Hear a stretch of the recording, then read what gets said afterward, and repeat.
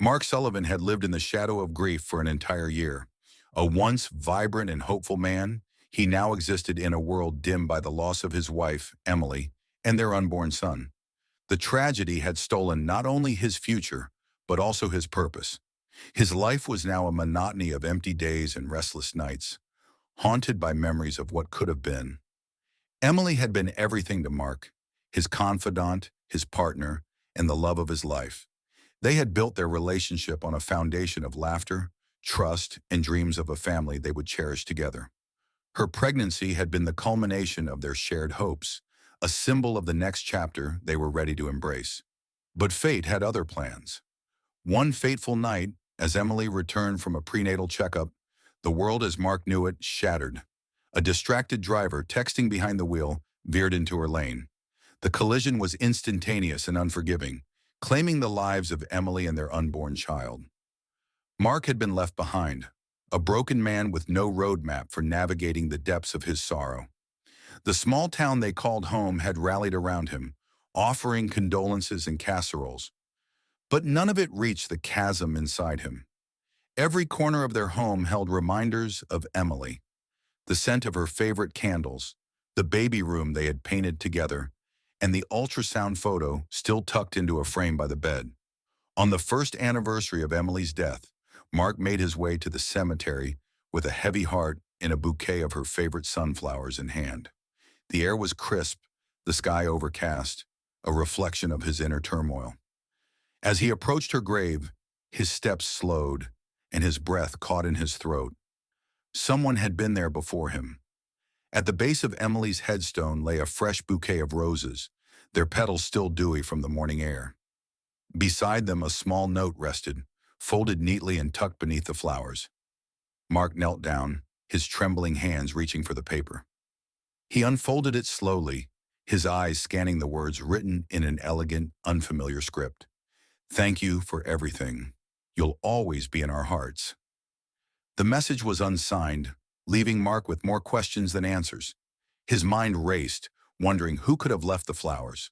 Emily's family lived out of state and rarely visited, and Mark couldn't think of anyone else who would leave such a note. For the first time in months, Mark felt something stir within him, a spark of curiosity, a need to understand. The gesture was so personal, yet so mysterious. It felt as though someone else shared his grief, or perhaps even knew something he didn't. Unable to let it go, Mark resolved to return the next day and uncover the identity of this unknown visitor. Early the following morning, he parked near the cemetery entrance, his heart pounding with a mix of anticipation and apprehension. Hours passed, the silence broken only by the rustling of leaves in the wind. Just as he began to lose hope, he spotted movement in the distance. A woman dressed in a black coat emerged from the far side of the cemetery. She carried a small child in her arms, his curly brown hair catching the light of the late morning sun. Mark's breath hitched as he watched her approach Emily's grave.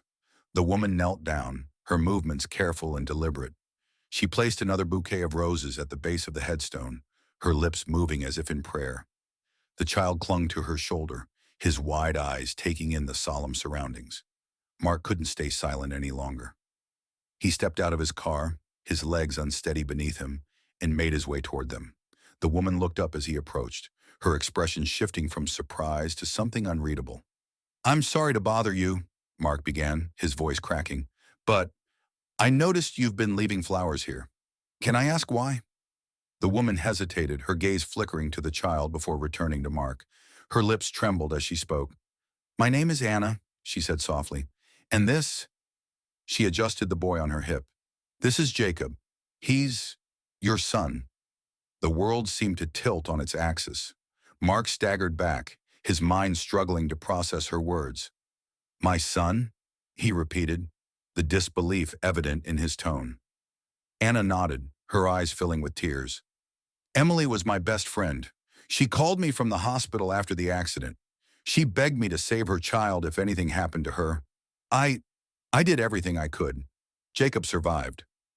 Mark's knees buckled and he fell to the ground, overcome with emotion, his gaze fixed on the boy. Jacob, his son. The child stared back at him with wide, curious eyes, a hint of Emily's features visible in his small face. A sob broke from Mark's chest as he reached out a hand. "Jacob," he whispered, his voice shaking. The boy hesitated for a moment before reaching back, his tiny fingers grasping Mark's. Mark sat in stunned silence, his hand trembling as it held Jacob's tiny one. He could feel the warmth of his son's touch, a connection he thought he would never experience. The boy looked at him with wide, curious eyes as though sensing the gravity of the moment even at his young age. Anna knelt beside them, her face etched with both relief and apprehension. "I'm sorry," she said, her voice barely above a whisper. "I didn't know how to tell you. Emily made me promise to keep him safe, to raise him if she couldn't." Mark's head swirled with questions. Why hadn't he known? Why had Anna kept Jacob from him for so long? But overriding the confusion was an overwhelming wave of gratitude. His son, his flesh and blood, was alive. I don't understand," Mark managed to say. "Why didn't you come to me? Why did you keep him a secret?" Tears streamed down Anna's face. "After the accident, the doctors said you were in critical condition. Emily's last words were about saving Jacob, and I had to act fast. The social workers, they said it would be better if he went with someone stable, at least until you recovered. But then I got scared. I didn't know if you'd even want him after losing Emily." Mark's heart clenched. He had lost so much, and now he realized just how much he had almost missed. "Of course I would have wanted him," he said, his voice breaking. "He's my son. He's all I have left of her." Anna nodded, her expression filled with guilt. "I didn't mean to keep him from you forever, but as time passed, I didn't know how to come back into your life. I thought you'd hate me for waiting so long." Mark took a deep breath, his emotions a storm within him. He looked at Jacob, who was now fiddling with the edge of his coat, seemingly oblivious to the weight of the conversation. The sight of him, so innocent, so full of life, was enough to make Mark's heart ache with both love and regret. "Jacob," he said softly, testing the name on his tongue. The boy looked up, his eyes bright with curiosity. "Yes?" Jacob asked in a small, clear voice. Mark's breath caught. It was the first time he had heard his son's voice, and it was a moment he knew he would never forget. "You don't know me yet," Mark said, his voice thick with emotion. "But I'm your dad, and I've been waiting my whole life to meet you." Jacob tilted his head as though processing Mark's words. Then, with the innocence only a child could have, he asked, "Are you going to stay with me now?" Mark's heart broke all over again. "Yes," he said, his voice firm. "Yes, I'm going to stay with you." Anna placed a hand on Mark's shoulder. "I'm so sorry for everything," she said. "I just wanted to honor Emily's wishes. She loved you so much, and she believed you'd be an amazing father." Mark nodded, his gaze never leaving Jacob's face. "Thank you for saving him," he said to Anna. "I can never repay you for that." Anna smiled, though it was tinged with sadness. "You don't need to. Just love him the way Emily would have wanted." Over the next few days, Mark began to piece his life back together, this time with Jacob at the center of it. Their bond grew quickly, with Jacob's infectious laughter and endless questions, bringing light back into Mark's dark world. But there were challenges too. Mark had to learn how to be a father, a role he had never imagined taking on alone. He spent hours reading parenting books, watching videos, and asking Anna for advice. Despite the steep learning curve, he poured his heart into every moment, determined to be the father Jacob deserved. Late one night, as Mark tucked Jacob into bed, the boy asked a question that caught him off guard. "Did Mommy love me?" Jacob's voice was soft, but his eyes searched Mark's face intently. Mark felt a lump rise in his throat. He knelt beside the bed, taking Jacob's small hands in his own. "Mommy loved you more than anything in the world," he said. "She couldn't wait to meet you. She used to talk to you every night, even before you were born." Jacob's eyes filled with wonder. "What did she say?" Mark smiled through his tears. "She told you how much she loved you and how excited she was to see you grow up. She said you were her greatest gift." Jacob's face lit up with a smile, and he snuggled into his blanket. "I love you, Daddy," he said sleepily. Mark leaned down and kissed his forehead. "I love you too, Jacob, more than anything." As Mark watched his son drift off to sleep, he felt a sense of peace he hadn't known in years. Emily was gone, but her love lived on in Jacob. And for the first time since her death, Mark felt hope for the future. The days turned into weeks, and Mark found himself embracing his new life as a father. Jacob's presence brought joy into his once lonely home. The boy filled the silence with laughter, questions, and the occasional tantrum that Mark tackled with patience and love. Slowly, they began to forge a bond that felt unbreakable. But as much as Mark was finding peace, he couldn't shake the unanswered questions that lingered in his mind. Emily's sudden death, the secrecy surrounding Jacob's birth, and Anna's long silence gnawed at him. He knew he needed closure, not just for himself, but for Jacob, who would one day have questions of his own. One afternoon, while Jacob was at school, Mark decided to visit Anna. She greeted him warmly, her face lined with relief and guilt. "Mark," she said, stepping aside to let him in. "How are you doing?" Mark took a seat in her modest living room, glancing at the photographs of Jacob on the walls. "I'm doing better thanks to Jacob," he said honestly. "But I need to understand everything. What really happened the night Emily died? Why was Jacob kept from me for so long?" Anna sighed, sitting across from him. "You deserve the truth, Ross," she said. "It's a long story, but I owe you that much." She began to recount the events of that fateful night. Emily had gone into premature labor after a sudden health complication. At the hospital, doctors had fought to save both her and the baby, but her condition worsened rapidly. "Her last words were about Jacob," Anna said, her voice breaking. "She begged me to make sure he was safe, no matter what. The doctors managed to deliver him, but Emily—" Anna paused, tears welling up. "She didn't make it." Mark's hands clenched into fists, his heart aching with the weight of her words. "Why didn't anyone tell me?" he asked. "You were in surgery," Anna explained. "The doctors weren't sure if you'd survive. They made the decision to keep Jacob's birth quiet until you recovered. Afterward, I was afraid. I thought it would be too much for you to handle, losing Emily and raising a newborn on your own."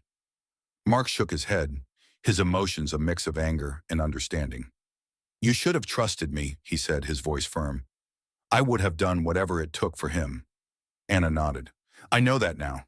But at the time, I was just trying to honor Emily's wishes. She wanted him to have the best chance at life." Mark leaned back in his chair, taking a deep breath. "I need to know more about Emily's last moments," he said. "What else did she say?" Anna hesitated, then reached for a small box on the table. She opened it to reveal a letter, its edges worn and creased.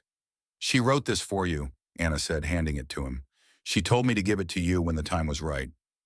Mark's hands trembled as he unfolded the letter. Emily's handwriting filled the page, each word a painful reminder of her absence.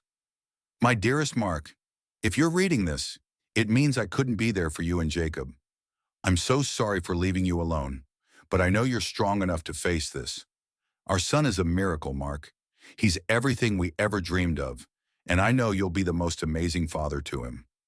Love him with all your heart, just as I love you. Always, Emily." Tears streamed down Mark's face as he read her final words. They were a bittersweet comfort, a message of love that transcended her death. Anna reached out, placing a hand on his. "She believed in you, Mark. She knew you'd be the father Jacob deserves." Mark nodded, his resolve strengthening. "I won't let her down," he said. "Jacob deserves to know how incredible his mother was." As Mark left Anna's house, the weight of Emily's letter lingered in his heart. He realized that while the pain of her loss would never fully fade, he had a chance to honor her memory by being the best father he could be. In the weeks that followed, Mark began to share stories of Emily with Jacob. He told him about her laughter, her kindness, and how much she had loved him even before he was born. Jacob listened intently, his eyes wide with wonder. "Mommy sounds amazing," Jacob said one night as Mark tucked him into bed. "She was," Mark said, his voice filled with emotion. "And she would be so proud of you." Jacob smiled, a look of pure innocence on his face. "I think she's watching us from heaven," he said. Mark kissed his forehead. "I think so too." In those moments, Mark realized that while Emily was gone, her love remained, woven into the fabric of their lives. And as he held Jacob close, he knew he was no longer alone.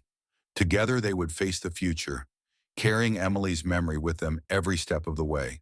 As Mark and Jacob walked away from the cemetery, hand in hand, the sun dipped below the horizon, casting the world in a soft, golden glow. The air was filled with a serene stillness, as if the universe itself was acknowledging the bond between father and son. Mark had spent years longing for answers, mourning a future stolen from him. Yet now, as he looked down at Jacob's smiling face, he realized he hadn't lost everything. Emily's love, her essence, and her dreams lived on in their son. She had given him a piece of herself to cherish forever. That night back at home, Mark sat beside Jacob's bed as the little boy drifted off to sleep. Jacob clutched a small stuffed animal, one Emily had picked out during her pregnancy. Mark's heart swelled with gratitude and an ache that only love could bring. In the quiet of the room, Mark whispered, "Thank you, Emily, for everything. I promise I'll honor you by giving Jacob the love and life you dreamed for him." As he stood up, a gentle breeze swept through the open window, carrying with it a faint scent of Emily's favorite flowers. It was as if she were reassuring him. Her presence felt even in her absence. Years later, Jacob would grow into a compassionate and curious young man, often asking about the mother he never met. Mark shared every memory, every story, painting a picture of a woman who loved them both beyond measure. Together, they celebrated Emily's life, not in sorrow but in gratitude for the love she had given them. Mark eventually found peace, not by letting go of Emily but by carrying her love forward in his actions, his parenting, and his devotion to their son. Through Jacob, Emily's light continued to shine, a beacon of hope and resilience, because love, true love, does not end with loss. It transforms, becoming a part of the fabric of who we are, guiding us, shaping us, and reminding us that even in the face of unimaginable pain, love endures. And so, Mark and Jacob carried on, their lives enriched by the memories of a woman who would always be with them, in every laugh, every tear, and every act of kindness. Together, they prove that love can bridge the gap between this world and the next, forever unbroken.